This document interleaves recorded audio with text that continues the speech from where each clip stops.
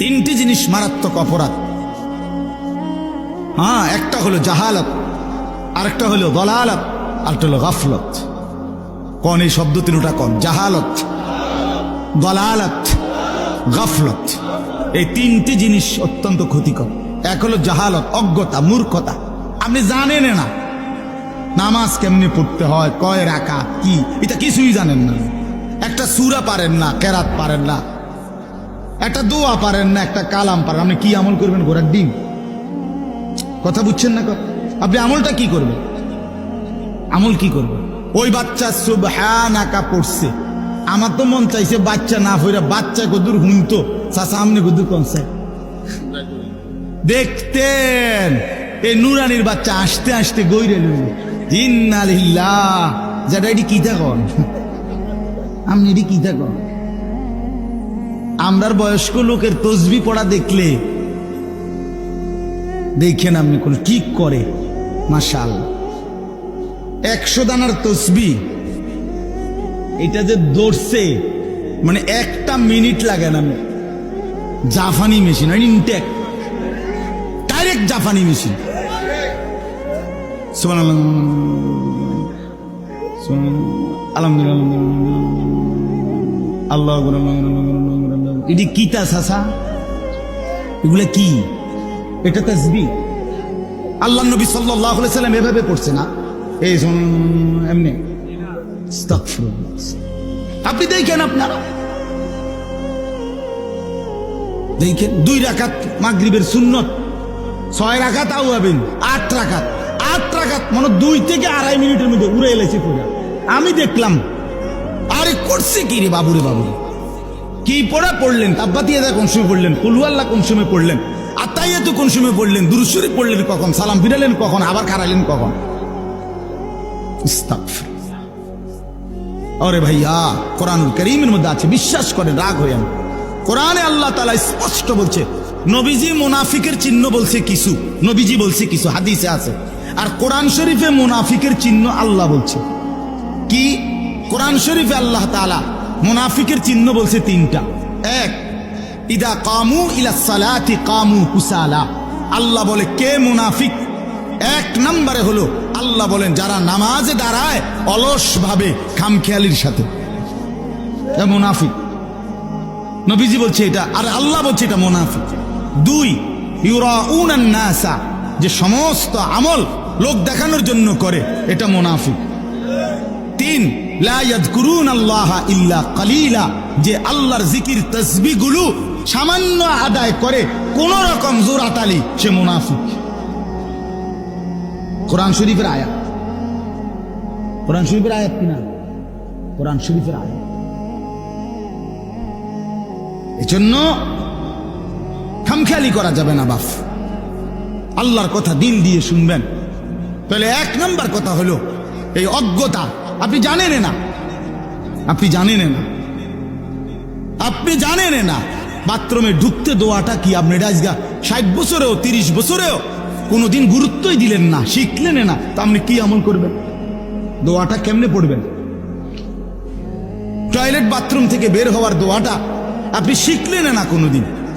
এজন্য অজ্ঞতা অভিশাপ, জাহালত একটি বিপদ, অজ্ঞতা, না জানা। 2 নম্বর হলো দলালাত, পথ হারায় ফেলা, পথ হারায়। আল্লাহ বলে এদিকে, আমনে যান হেদিকে। রাসূল সাল্লাল্লাহু আলাইহি সাল্লাম বলেন এদিকে, আমনে যান হেদিকে। বুঝেন না কথাটা? ইসলাম বলে এইটা, আমনে বলেন হেইটা। এই যে আমনে পথ হারা, আপনি পথভ্রষ্ট, এটা আপনার জন্য বিপদ। 3 নম্বর হলো গাফলত, বুঝে পারেও জানেও চললে দেয় না, মন চায় না, অবহেলা। শুইছে তো শুইছে, আর উঠে না, উঠছে তো উঠছে, আর হতে না। বুঝলেন না কথাটা? খামখেয়ালি আর কি, গাফলত, অবহেলা, তুচ্ছ তাচ্ছিল্য, এটাও অপরাধ, এটাও মুসিবত। জাহালতের, অজ্ঞতার কারণে মানুষ আমল করে না, ফলে জাহান্নামী হবে। দলালাত, আল্লাহ আল্লাহ রসুলের পথের উল্টো পথে চললে জাহান্নামী হবে।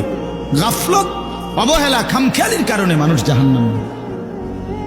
কোরআন শরীফে আছে কোরআনুল কারীমে আল্লাহ বলছেন যত লোককে আমি আল্লাহ জাহান্নাম দেব, ওয়ালাকাদ যারানা লি জাহান্নামা কাসীরাম মিনাল জিন্নি ওয়াল ইনস, আল্লাহ তাআলা বলেন আমি অগণিত মানুষ এবং জিন দিয়া জাহান্নামকে পূর্ণ করব।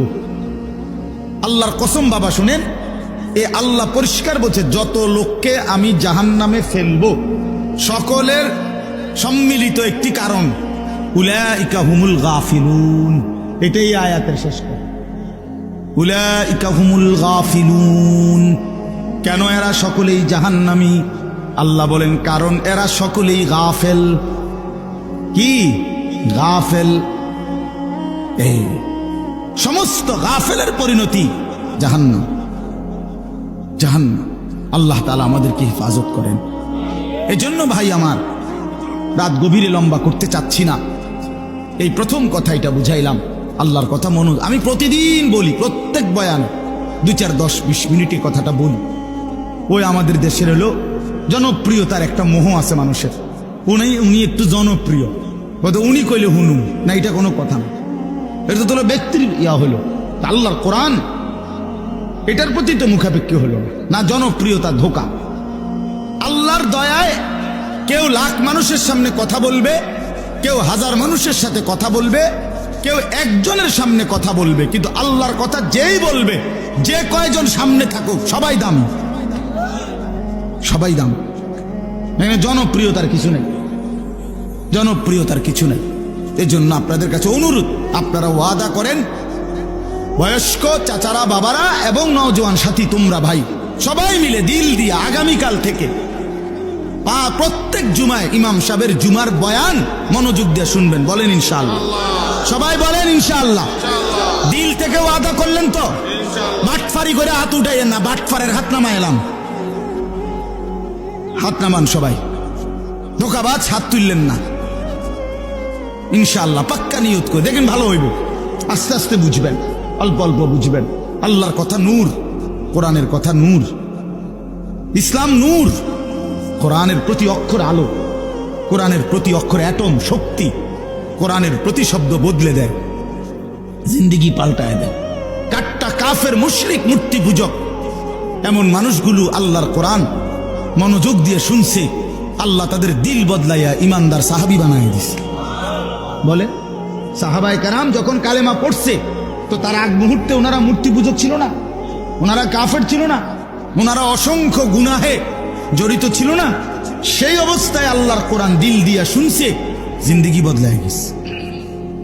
হযরত ওমর রাদিয়াল্লাহু তাআলা আনহু বদলাইলো কেন? তাবিজ দিয়া।